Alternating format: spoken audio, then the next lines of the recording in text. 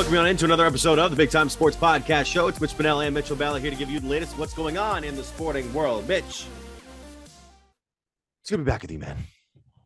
It's good to be back too, man. I mean, this is a Wednesday. We typically don't record this on Wednesdays, but, we had some things we had to take care of. And what a weekend it was, dude. I mean, we had a lot of football to watch, cover, break down, and we're going to get to all that today.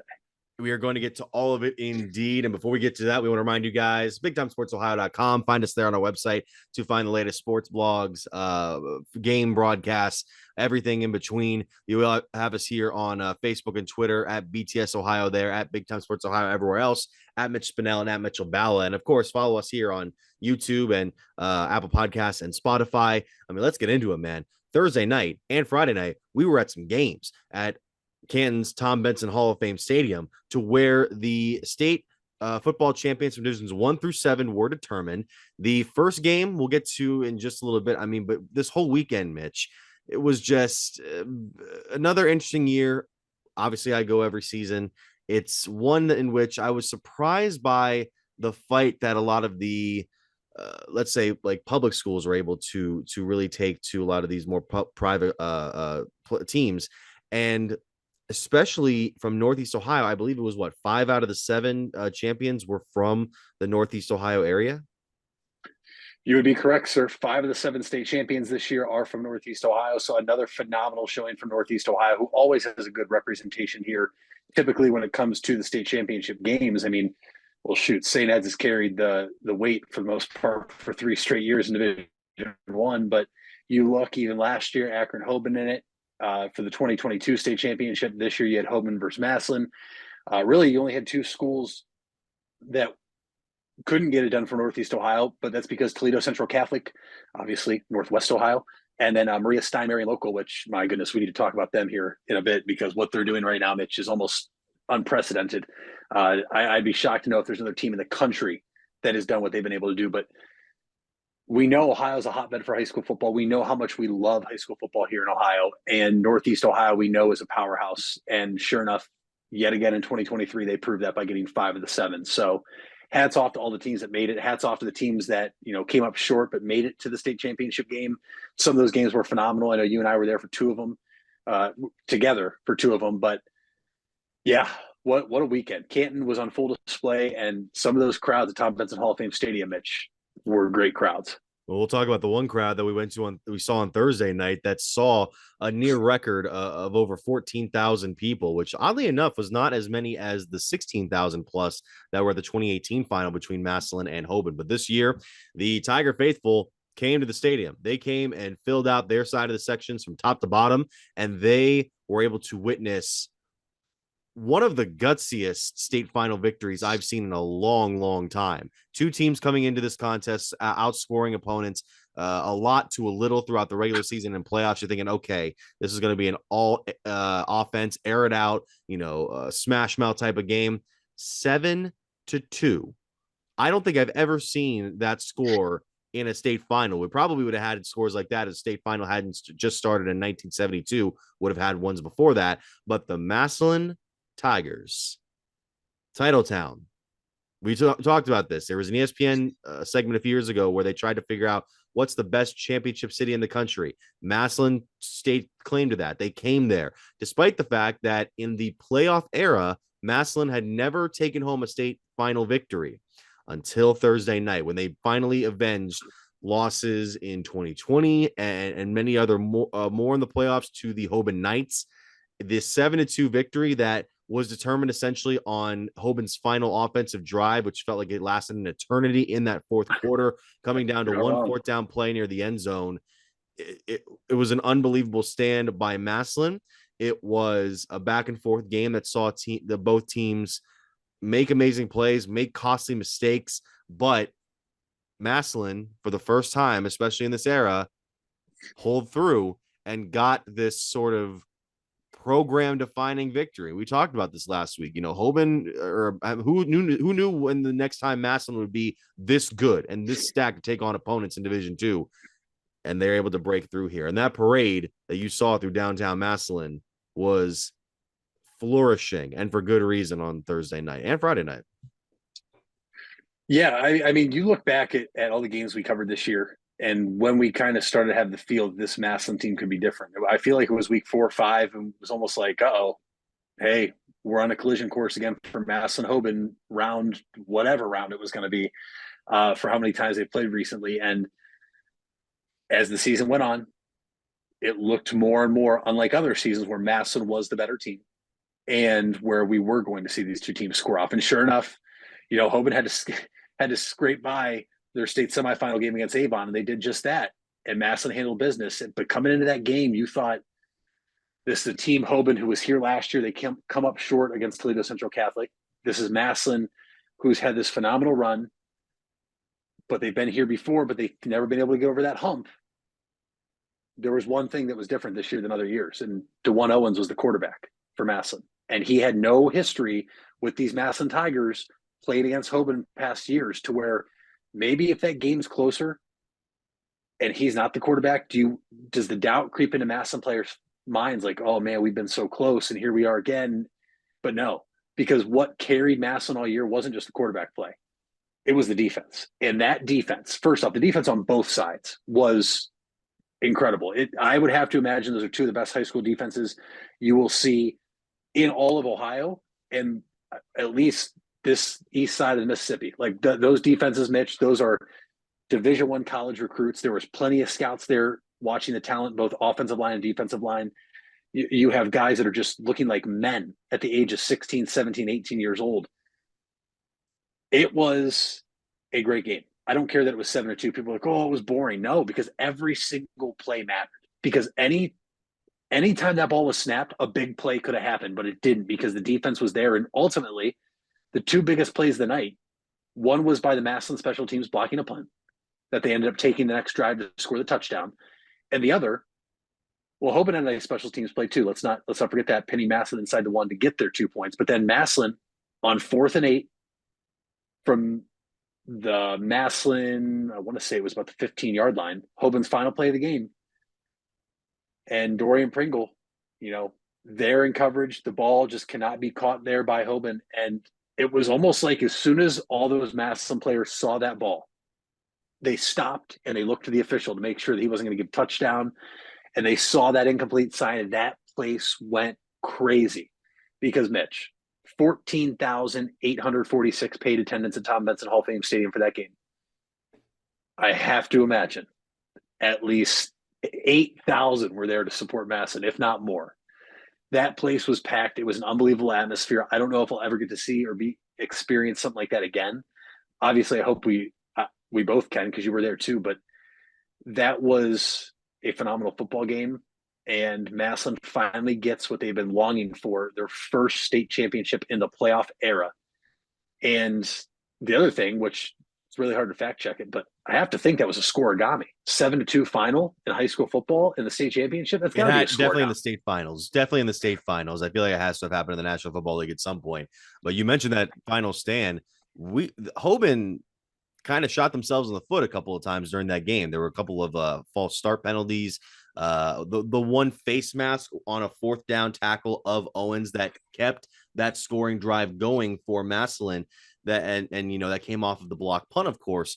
But they get down to 3rd and 1 at the around right, I think inside the 10-yard line, and then Tylen Boykin had an errant snap on him, and he had to essentially fall on it, which made it 4th down and a considerable amount to go. It was 4th and 8. It was 4th and 8 with about 2 minutes left, and he tried to get it over to Holloway, and the ball looked like it was in his hands for a second, and Pringle was like covering him. But then the ball, as he rolled over, the ball kind of popped out, and I wonder if there might be some contact being made. But no, the referee called it, and Massillon, it was like a big wave of relief that even I could hear from upstairs. I mean, it was unbelievable. I mean, you just think about some of the crucial moments in that game. How about going before that final drive? Coach Moore deciding, hey, let's keep the football here, and opting for a fake punt that is stopped by the Knights defense. If that play comes back to bite this Massillon team, that would have left a black stain on Moore's reputation. But the fact that he was able to keep that defense in check, keep them going to make one last defensive stand in what was already a very tough game for them is nothing short of impressive. And it's kind of amazing how this team was able to break through for the style of victory that they had gone through in this game, because the team had been such a great offense all season that when they get into the situation where they're not scoring as much, when the offense just isn't going, both quarterbacks passing wise didn't play great. Owens was 3 of 11 passing for 17 yards. Boykin was 3 of 9 for 19, had an interception.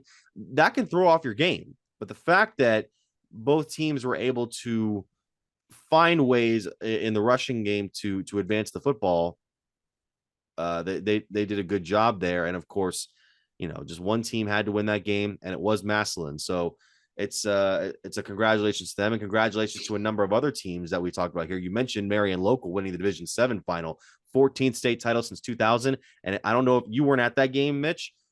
You would have known that was their 14th state title after the end of that game, because there was no celebration. There was no like hyping up the crowd. They're like, yep, get in line, shake hands. We got another one.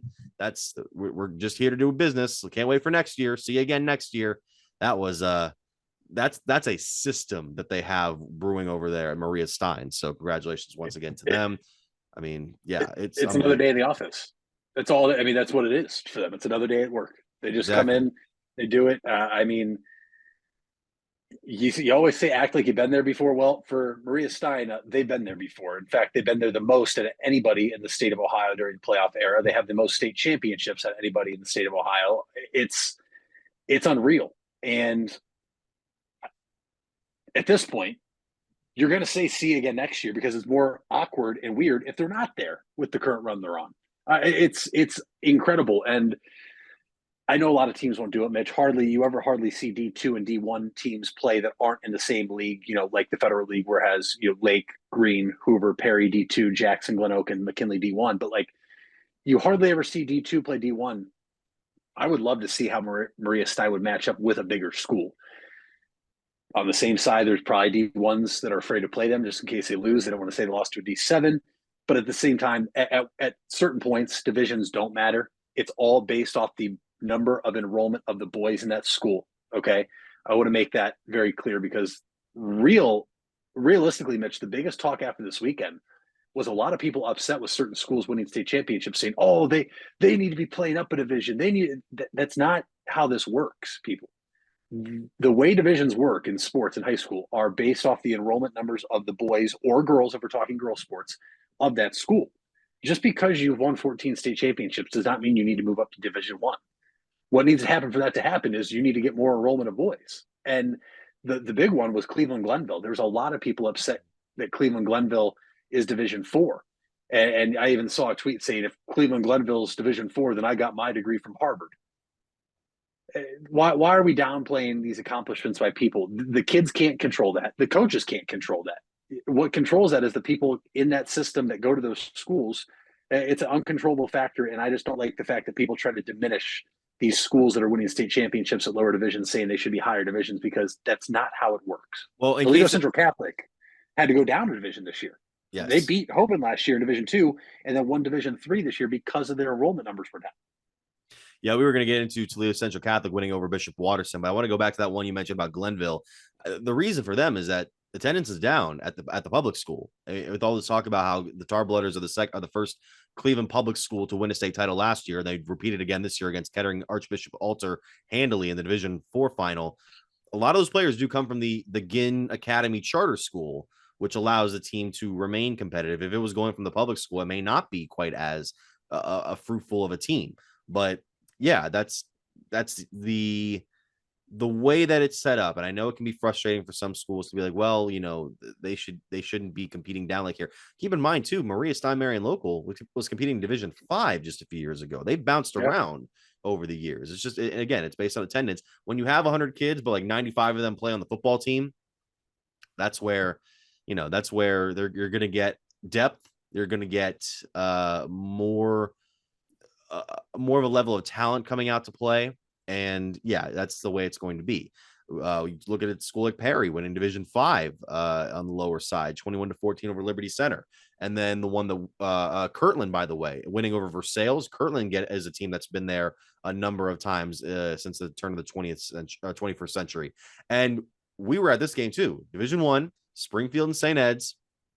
The St. Ed squad doing it again for the third year in a row. They beat the Springfield team in the final. And the Tigers had a fight in them. They did have a fight for a while. It looked like they were going to give St. Edwards a run for their money. But once they got going in the second half, specifically in the fourth quarter, that Ed's team was able to put together some drives that put the game out of reach for Springfield. And I think that was one of the few games where I was like, you hate to see a team lose like that again, even at the expense of a team that's, just trying to continue its success in St. Ed's, and St. Ed's is, doing it again. That game though, Mitch, it really changed at halftime.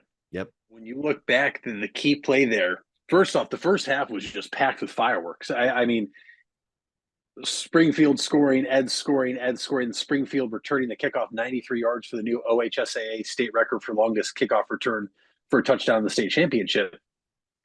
And then here comes Springfield driving with less than 90 seconds to go when they get all the way down inside the 5, 8 seconds left, no timeouts. And you thought, okay, play it smart here, get out of bounds. If there's nothing open, throw it out of bounds, whatever it may be. We kick a field goal. We go into the halftime locker room with a 3-point lead.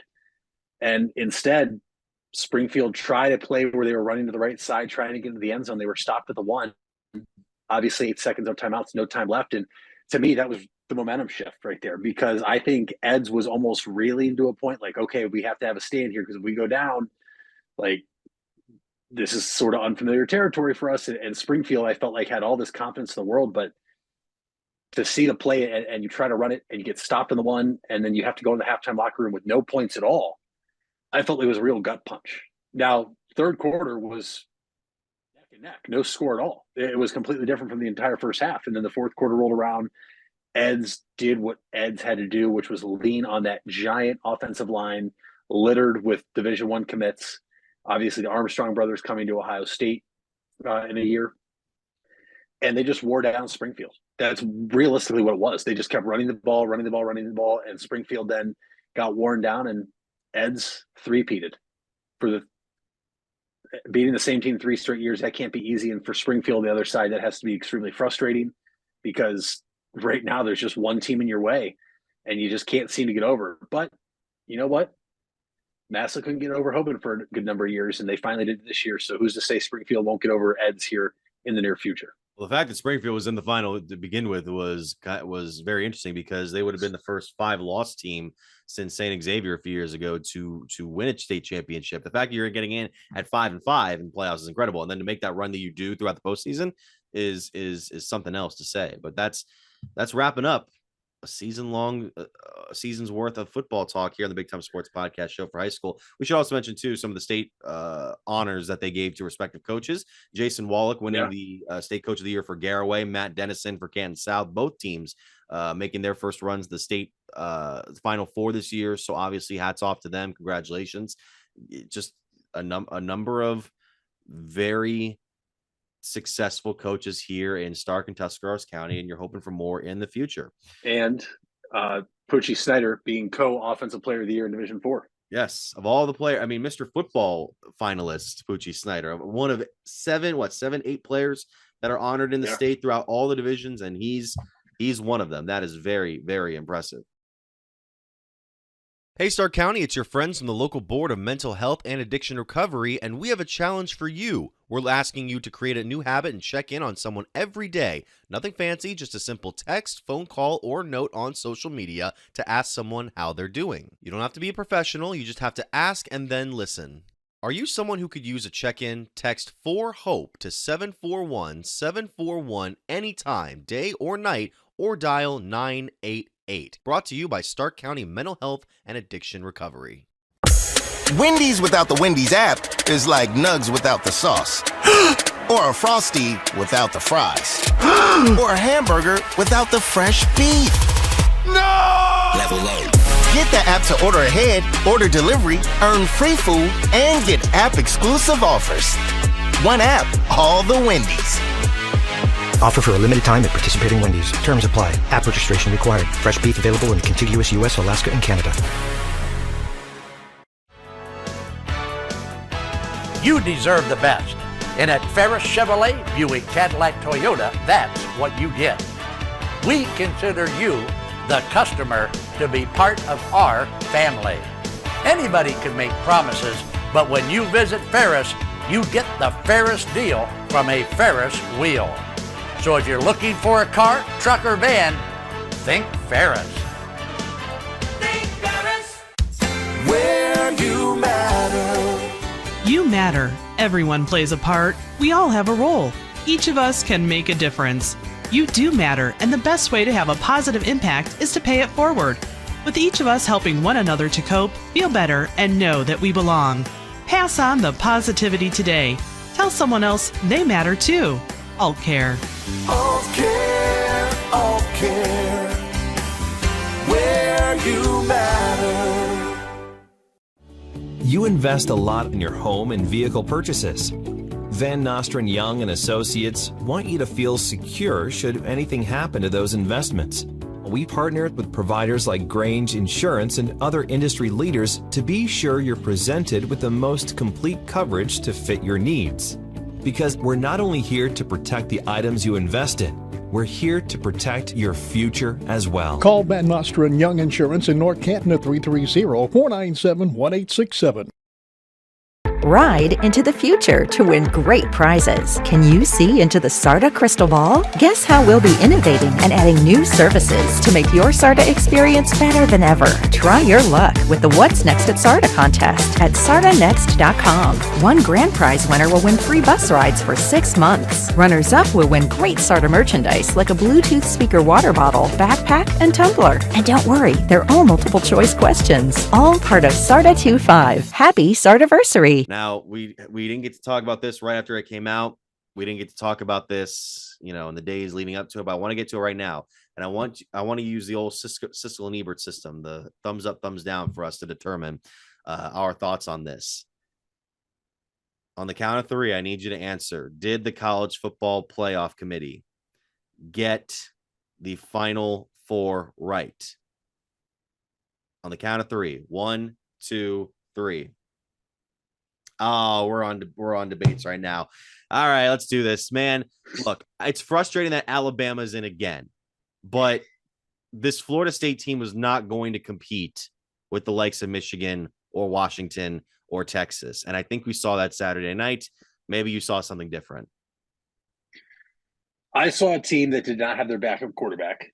They had their third string out there. Also was an Ohio State commit at one point. I saw a team lead on their defense. Their defense has been stout all year. I also saw a team, Mitch, that did exactly what is asked of a team every year in college football in order to make college football playoff. That is schedule tough non-conference opponents. That is win all your games. That is be a regular season conference champion. And that is to win your conference championship game. Florida State checked all those boxes. My biggest gripe is it seems like people are pretty quick to forget 2014 into the 2015 year. Well, we can't put Florida State in with a third string quarterback because that's funny. Because that team that won it, the first ever college football playoff, I believe they started a third string quarterback that only had one game under his belt, and he showed out. And Yes. now I will also admit Ohio State had more talent than Florida State did on the outside. But I am not going to sit here and listen to the argument of, the third string quarterback can't put him in when a team's done it before. I'm not saying that Florida State team is even on the same level as that Ohio State team because I don't think they are. What we did is we said, you did everything we asked, still not good enough. We're going off the eye test. And to me, that's wrong. Because you took it out of the kids' hands and they did everything you asked, and then you said it still wasn't good enough. And the other thing is the committee then trying to say, it's not for money or ratings. They're expected to gain at least an extra $150 million in revenue by putting Alabama in. I saw that number that you're referencing. I don't know if that's necessarily verified. But Well, when you look at the last year was the first or second most viewed semifinal playoff games in the history of the CFP. Like, as known, the semifinal playoff games have been duds for the most part every single year. And so they have lost money and they didn't want to do that again. And I personally do believe that that does play a factor because all the revenue, people probably weren't going to tune in to watch Florida State. So here's what I'm hoping for now, Mitch. I hope Texas and Alabama both win. And I hope Florida State pulls off the greatest upset. And they are the only undefeated team in college football this year, and they can claim themselves as national champions. And I will be right behind them claiming themselves as national champions. You could make the argument that the AP could decide to put the last undefeated Power 5 school left ahead of the teams that win the championship if the championships are won ugly. I think they could do that. But I want to go back to what you said about Ohio State because I almost cut you off right there. Ohio State, yes. They fought their way back into the last playoff spot, some would say kind of controversially, in 2014. The difference between that was they beat a top 12 Wisconsin team 59-0 in their conference championship game. They did. And they looked good when doing so. This Florida State team barely beat number 16 Louisville, who couldn't match up offensively, even with Florida State. And yeah, you could say the defense showed out in that game, but this wasn't a convincing enough victory for the committee to decide, yes, this Florida State team, even with a backup quarterback, could compete with the likes of Michigan, with the likes of Washington, with the likes of even Texas, who earned their stripes on the last week of the season in conference championship play against Oklahoma State. So I think the committee got tired of getting burned by a lot of these teams that fought their way into the playoffs, like your Cincinnati's, like your even Washington's from a couple of years ago. The only team from my memory, and I'm not saying Ohio State because Ohio State is a big program in their own right. The only team that has beaten the allegations of why is this team here? TCU. TCU did not win the Big 12 last year. TCU was not thought to compete with the likes of Alabama or Georgia or Ohio State. And then they beat Michigan pretty convincingly. And then we saw what happened in the championship. And they thought, oops, that was the wrong team. You know, not the wrong team, but like, because they earned it. But I think the committee saw it as like, ooh, Ohio State and Georgia might have been the championship in that year. But let's not get into that. My point is, yes, it's frustrating that Alabama's in there again. And the fact that Georgia dropped the ball entirely, I'm more surprised that Georgia got dropped behind Florida State, if anything. Like, that Georgia team was the consensus number one for 2 years. But they had to be because of the criteria the committee puts in there. That's like, true. That's true. Conference champion, undefeated, like they had to drop. And plus, Georgia didn't look good in that game against Alabama. No, it's unfortunate. And it's crazy because the one thing we talked about all year is they didn't play anybody. And they finally played a team. It's like, all right, here you go, prove it. You win, you're in. It's just crazy. It's crazy. It's crazy how a team that accidentally won the Iron Bowl was able to beat the number one team in the country, and it proved to the committee like, hey, this team, and maybe you could say there's a bias towards the SEC. Look, let me take that back. I'm sure the committee saw that victory and thought, well, it's Saban. It's the top recruits in the country. Could they do it? Let's figure it out. And you go up against this Michigan squad. I think that this is the metric.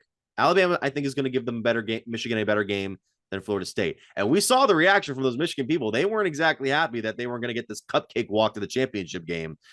So I think they made the right decision. I don't think they set a great precedent. This was a tough year. This was a tough year because it was so top heavy in the top 8. This would have been the perfect year for an 8-team playoff. This would have been perfect. You would have Bama, Georgia, Washington, Oregon, Texas, Ohio State. Did I say Michigan? One of those two in there. And then 8th school that I'm missing. Did I leave out Florida State? That would have been the team. Those would have been the teams. It would have been great.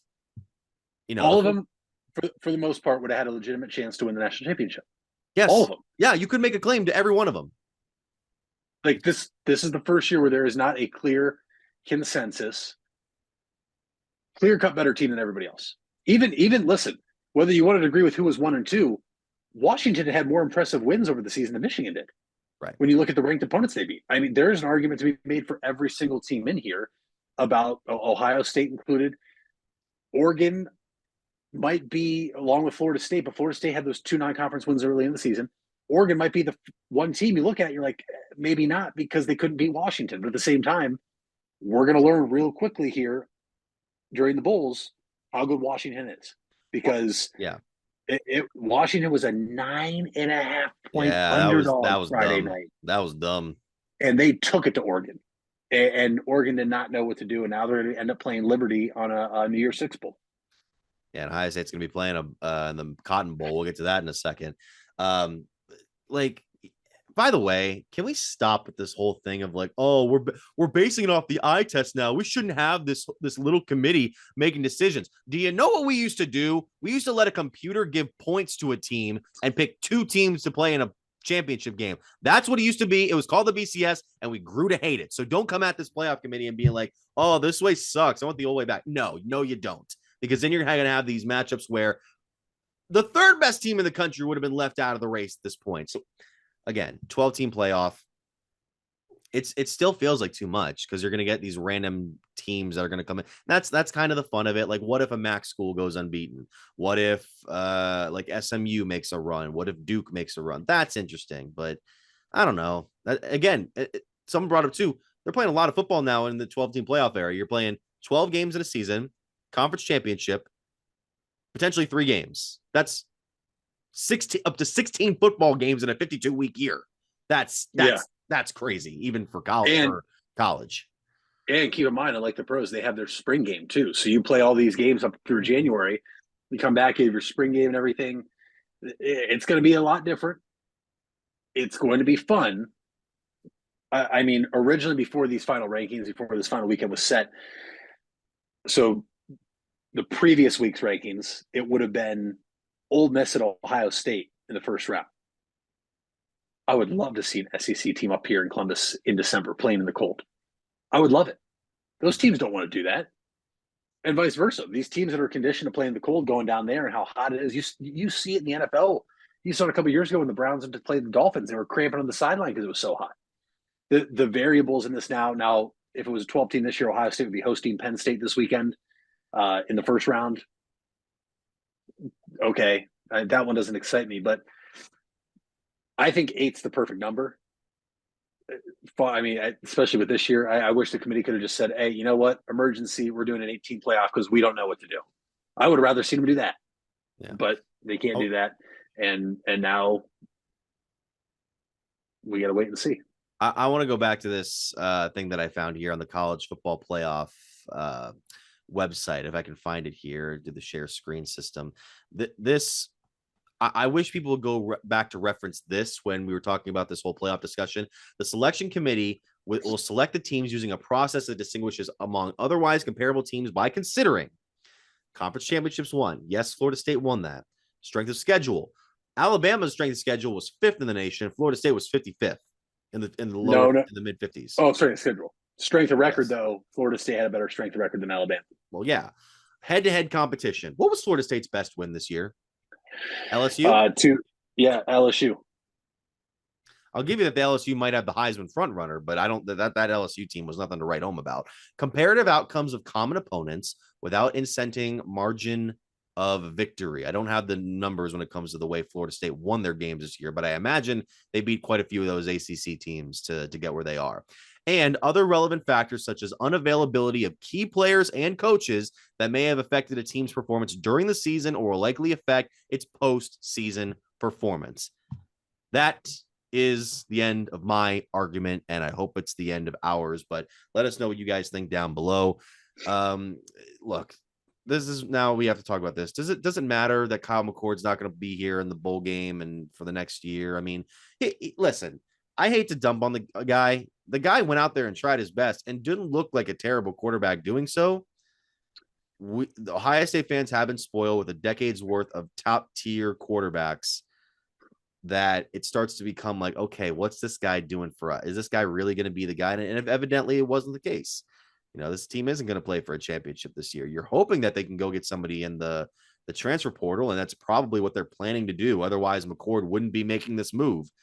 But there's some questions. It's either that or Ohio State's going to put all the marbles in a true freshman next year in Aaron Noland.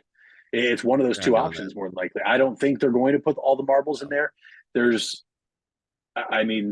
portal record was set for the amount of players that enrolled in the portal on the first day this year compared to last year. I believe it was over 750 plus people more this year than last year on the first day, which was December 4th. Kyle McCord is a good quarterback. To your point, we have been spoiled, and he is not a top-tier quarterback that we are used to here at Ohio State. Realistically, Mitch, the last quarterback I can think of that would even remotely remind me of Kyle McCord was Todd Beckman, the year after Ohio State lost to LSU, or was it after Florida? But that's the last time, because think about after that, Terrell Pryor, dual threat quarterback, Braxton Miller, dual threat, JT Barrett, dual threat. Cardale Jones was not necessarily dual threat, but that dude would get out and run, and he would truck some dudes along the way. You look at Dwayne Haskins, he would do the same thing. All these guys were able to be mobile. Kyle McCord, did we ever see him have a design run? I mean, look, it still irritates me a little bit, and I love him because he's having success. But CJ Stroud is now using his legs in the NFL. We hardly ever saw it at Ohio State, but he was elusive and athletic enough to be able to move within and outside the pocket. Kyle McCord just didn't have that set of skills, and that's okay. I'm intrigued to see where he goes. I'm not going to sit here like all the other people piling on saying, yeah, he's going to look great at Akron next year, because obviously if you're the quarterback at Ohio State, you have the season you had. He's going to go to another Power 5 school where I'm intrigued to see. I just want to know now who plays quarterback for Ohio State in the Cotton Bowl. That's what I'm curious about. I think it's going to have to be Lincoln Kleinholz. Yeah, I that's believe. what it's going to be. Yeah, and he's not going to have him his top receiver there. Marvin Harris is not going to play, probably. I don't know if it's been confirmed yet. It has not been confirmed yet. Yeah, that whole thing. I mean, granted, people were like, oh, there's that report that Marvin might want to stay around for his senior year. I can't imagine he will, but things can happen. We don't know. I don't know. This Cotton Bowl doesn't matter. It matters for the players, some of the players, but it just is not it's not something that I'm looking forward to. I'm looking forward to the smaller bowls compared to this one, but what are you gonna do? Isn't it all worrisome for you, though, as an Ohio State fan, for the amount of players that have entered the portal already from our school? No, because I mean, okay, so because a lot of them were not getting playing time to begin with. Like seeing Julian Fleming leave, that wasn't surprising because he's legitimately a guy that could have NFL stock, and if he wants to get a good spot in the boards, then you want to get some more playing time, and he's just not that guy for Ohio State. Yeah, that's fair. There's some other people in there that are transferring that just barely didn't even get on the field this year. I just wonder if there are bigger names that start to transfer for Ohio State if it's a cause for concern. Does it raise a red flag? Does it matter? Is it an indictment on Ryan Day? Is it more so these guys just aren't happy because they're not playing, or are these guys looking at the recruiting class coming in saying, oh, he's a 5-star, he's a 5-star, he's a 4-star, it's another 5-star, like realizing like the talent coming in is going to probably super suit them. I believe if anything would frustrate me, it's the 4 and 5 stars who are decommitting, but a lot of them are still coming to Ohio State anyway. Those guys will get more opportunities here. You mentioned Nolan, you mentioned a couple other guys there as well. They'll get their shots here in time. It's more so who Ohio State's going to bring in to try and get this going for maybe another run next year. I mean, we saw Cam Ward from Washington State, the guy from UCLA. Those are the type of quarterbacks. Those are the type of quarterbacks that, like, I feel that we become more accustomed to at Ohio State. Guys who can run, but also have like these big arms, basically. Yeah, I don't know. I don't even know where freaking who was it? Arch Manning is going to go next year, because he's, if Quinn Ewers comes back to increase his draft stock, does he go back to one of his uncle's schools, or does he go somewhere else? I know he wanted to play for Texas really bad, but then what's he going to wait to start until his junior year? You don't do that now in college football. You go somewhere else and get your shot. It'd be interesting to see if he went in the portal. We'll see if Ohio State would try to go after him. But at the same time, all that's going to do is create a logjam here at Ohio State, because you have Aaron Nolan coming in. You have other quarterbacks committed already here down the road. You want a one-year guy. That's my big. Exactly. That's my biggest concern is you need to find a one-year guy. If Nolan looks like he's worth the starting job after the next year. If he's not, then keep trying to find other guys, I would say. This is unprecedented territory, though. We've not been in this situation before. I'm not worried about it necessarily, but it's also something that we've never seen before for Ohio State, having to go look for a quarterback as a one-year rental. I mean, shoot, I wish there was a transfer portal in the NFL, because the Browns could have really used some help there. Vibe Auto Sales, located on West High Avenue in New Philadelphia and Cleveland Avenue in Canton, is a used car dealership committed to getting financing for everyone. We give every customer that walks in our showrooms a prime buying experience, no matter their credit score or financial situation. Current inventory can be viewed at www.wefinancenow.com. Check out our Facebook pages for the most up-to-date information about upcoming events and promotions happening at Vive Auto Sales. Are you trying to increase your speed, quickness, vertical leap, and agility? If so, NST Sports Performance is for you. NST trains athletes ages 5 through pro. NST designs each program specific to the athlete's needs, goals, and sports. For more, visit nstsports.com. Locations in North Canton and New Philadelphia. It's nstsports.com. If you're looking for a new or pre-owned car or truck, why not see the Parkway Auto Group? Parkway is a special group of automotive experts with 8 brands to satisfy your needs. Come see the difference at the Parkway Auto Group on Commercial Parkway in Dover. 8 brands and 1 family. It's Parkway Auto Group.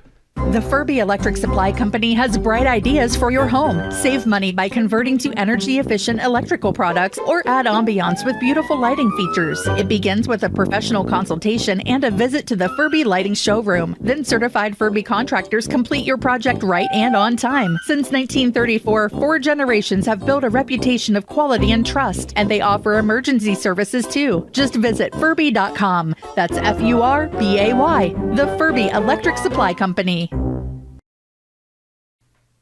It takes a lot of practice to have a winning team. Albin Title has over 100 years of combined experience handling real estate, title, and escrow transactions. They serve Tuscarawas, Stark, Carroll, Harrison counties, and more. So choose Albin Title for your next home refinance, sale, or purchase. They'll get it done quickly and professionally. Contact Albin Title at 330-334-5800 or visit their website albintitle.com. Let them put their experience to work for you.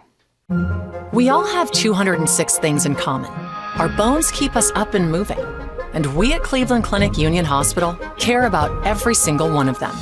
From the tip of your finger to a brand new hip, our orthopedic experts will keep you going while keeping you safe.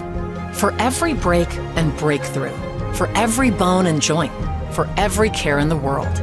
Get the care you need when and where you need it. Visit unionhospital.org. Fall is in the air and part-time career enhancement courses at Buckeye Career Center are on the horizon. Registration is now open for Introduction to Beekeeping, Basic Small Engine Repair, and Sign Language. These part-time offerings run on Tuesday evenings and begin in November. Let Buckeye Career Center help you learn a new skill or advance your current skill set. Call 330-339-2288 for more information or to reserve your seat in one of these or our other part-time classes. Have you checked in on someone yet today? This is your reminder. A simple text, call, or message. You don't have to be a professional to check in. You just have to ask and listen. Are you someone who could use a check-in? Dial 988 24 hours a day, 7 days a week. A message from Stark County Mental Health and Addiction Recovery. Well, we'll talk about some of the Browns players that have been picked up recently. They lost to the Rams this week. I figured they would. It was a game that the team was kind of banged up coming from the Denver loss. And I will say... Before you keep going, I'm putting the fun fact of the day on you. The Browns don't play well on the West Coast. It's not me being pessimistic. Really? The Browns have not won on the West Coast since 2012 against the then Oakland Raiders. Okay, so for everybody out there that every time I pick against the Browns, Denver included, Kansas City included, this team does not play well out west. I was hoping them staying out there for a week after Denver would help. It certainly did not matter. Well, yeah, because the defense right now is gassed. I hate to say it because this defense looks so good all year, but the injuries and the amount of time spent on the field has caught up to them, I think. I don't know if they're going to have the energy to last 5 more games going into the rest of the season. The offense I think they got a shot in the arm this week. I'm not saying that Joe Flacco is going to be a guy who just comes in here, throws for 300 yards every game, but the guy looked as if he could lead a team down the field, which even Deshaun Watson looked at times like he was struggling to do so this year. I was kind of impressed with what I saw from Flacco coming just about a week and a half into this with this team. Of course, it just kind of led to that interception in the fourth quarter, and then that's when the floodgates open. I don't like the way we've lost the last 2 weeks, where we just give up points at the end and we just kind of just give up. Giving up a safety both back-to-back games in garbage time. It's just not a way that I want our team to be represented. But they have this game in Jacksonville this week. I said that after the Rams lost, it's not time to panic. Yeah, you're still 7-5. You're still in the playoff race in the AFC. You lose to Jacksonville, it's time to panic. But we got help from an AFC North counterpart this week. We did. And I don't think a lot of people, I know certainly the public didn't. When you looked at any betting intel, over 96% of the public was on Jacksonville this week. And the Bengals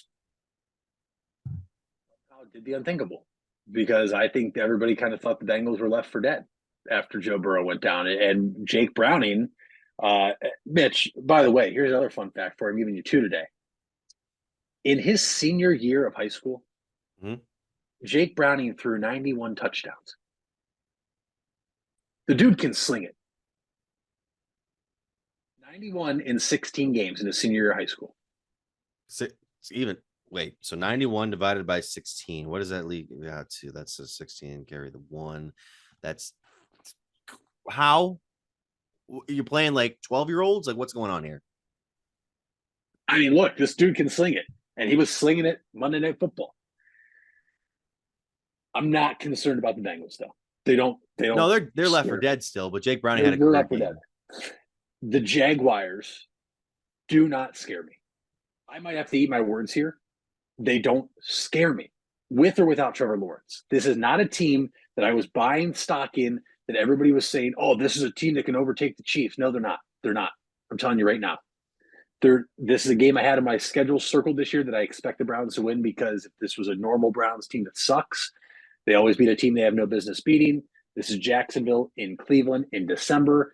I've seen it before. I've been to multiple games like it before. Outside of the year we went winless. Okay, we don't need to talk about that. They don't play well in the winter up here. And Trevor Lawrence with the ankle injury, we don't know if he's going to play or not. And even if he does play, this is a quarterback that likes to use his legs. He'll probably be limited. The Browns defense is missing one player right now. And unfortunately, it's a player you miss every single year at some point in the season. And they have to get Denzel Ward back. They have to have him back for this defense to return to form. Because, it's not Greg Newsom's fault. It's not Martin Emerson's fault. But now you're asking them to step up and take the better wide receiver, or maybe play a little out of where they're used to playing. The Rams I was worried about all week, Mitch, because you saw what the Broncos did to us last week offensively.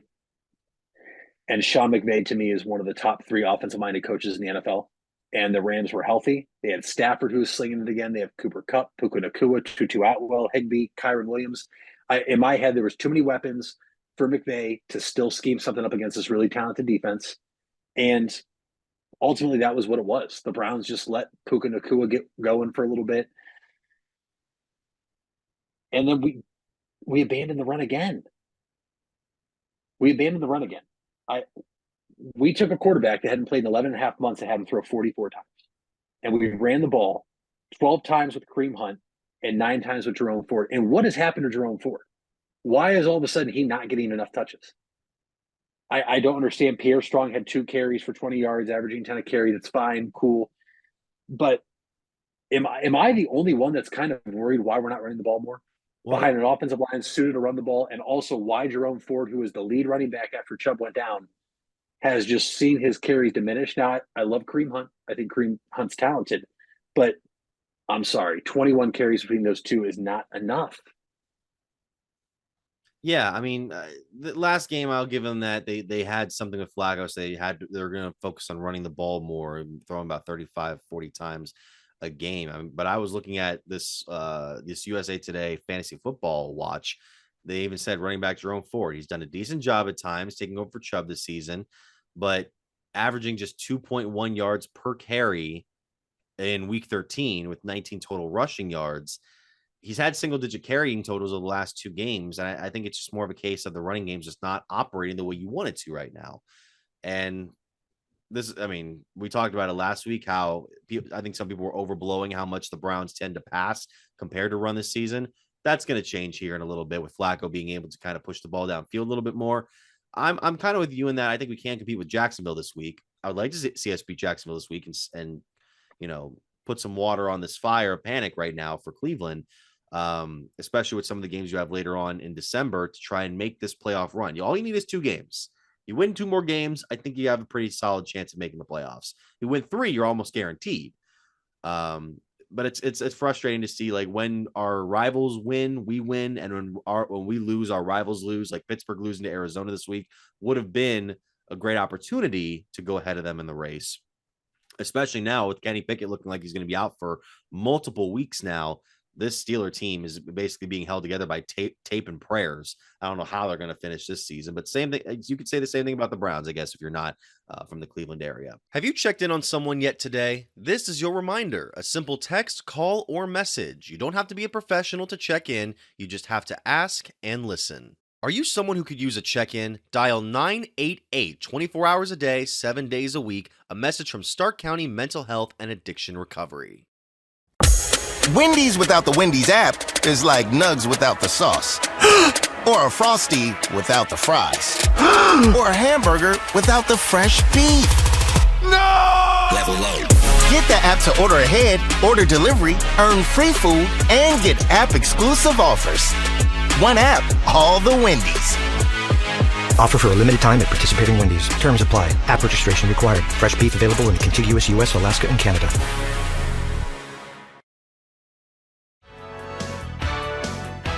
You deserve the best. And at Ferris Chevrolet, Buick, Cadillac, Toyota, that's what you get. We consider you, the customer, to be part of our family. Anybody can make promises, but when you visit Ferris, you get the Ferris deal from a Ferris wheel. So if you're looking for a car, truck, or van, think Ferris. Think Ferris. Where you matter. You matter. Everyone plays a part. We all have a role. Each of us can make a difference. You do matter, and the best way to have a positive impact is to pay it forward. With each of us helping one another to cope, feel better, and know that we belong. Pass on the positivity today.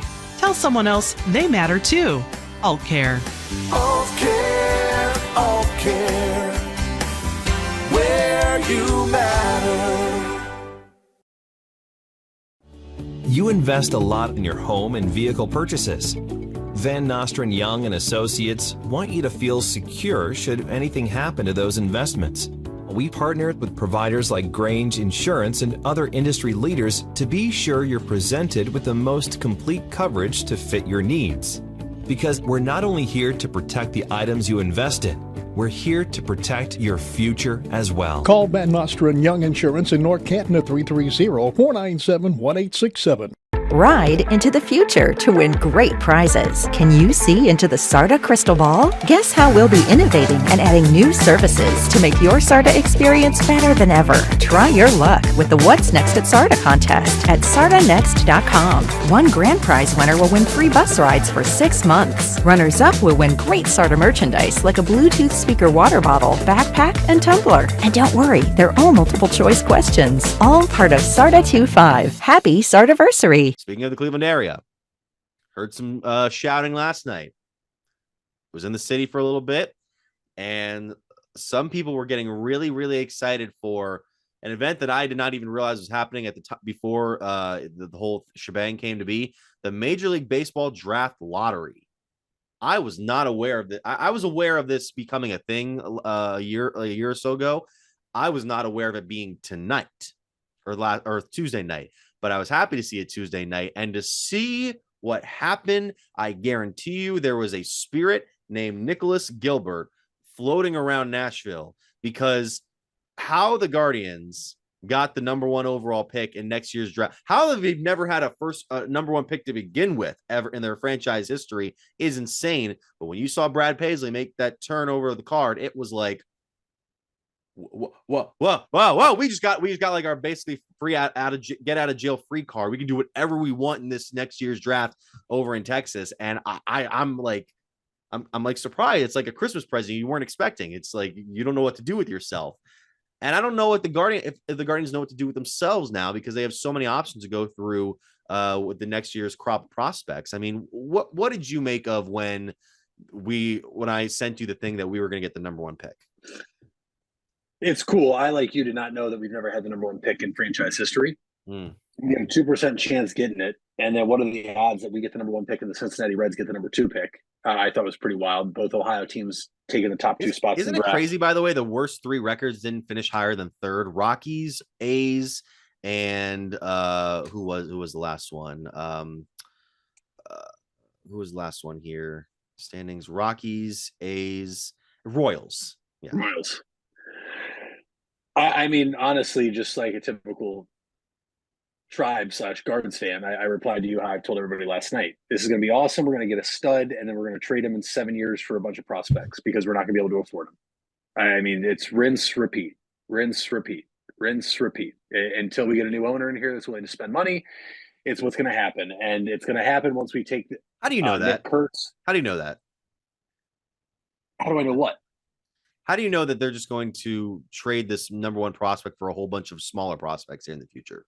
Because what does the track record say? The track record says exactly. The track record says we that. do a good job at recruiting players and eventually bringing them up to the major leagues. Yeah, that's what I'm saying. Well, he'll be in our organization for 7 years, and he'll get traded when his contract's up because we can't afford him. Because Nick Kurtz is going to be one of the next best first basemen in all of baseball. And that is who I would look at right now for the number 1 pick, first baseman from Wake Forest. He absolutely rakes. He was a highly touted recruiter or player out of high school that went to Wake Forest and immediately performed. Last year, Mitch, he hit 359 with a 525 on base percentage with 22 home runs and 62 walks in just 55 games. He is highly, highly touted. The Guardians need a power bat. There is belief he could eventually move to the corner outfield spot, but I mean, it's going to be one of the 3. It's going to either probably be a corner guy in the infield, outfielder, middle infielder, or pitcher. And I'm excited to see who it is. Nick Kurtz right now is the number 1 guy for me. Now you got to wait because a lot of things happen in college baseball and high school baseball. Does it matter to you whether the Guardians take a college player or a high school player? Not really. If he's depends on if he's ready or not. I mean, to spend some time in the minor leagues and eventually work his way up. No, it helps. College helps because you're playing against elevated competition. And the 2 of the players that I saw on someone's listing last night said that this could be where the Guardians go. They're going to go someone who's left-handed.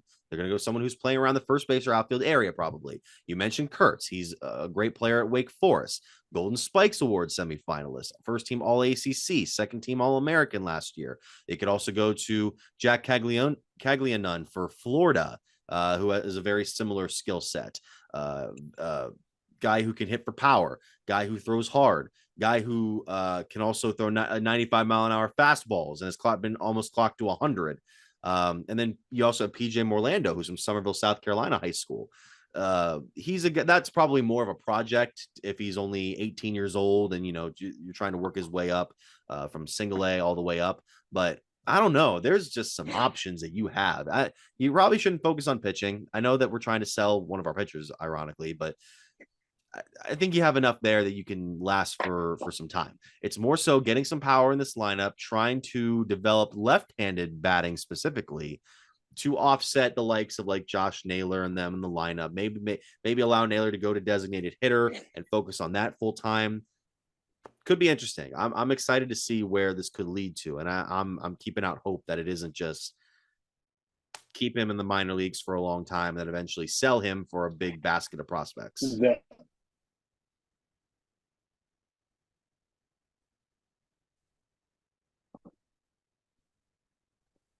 One of their top MLB insiders, Kylie McDaniel, has the Guardians taking a middle infielder. Please, for the love of God, can we not? Can we just not? I mean, how many more guys we have on the lines?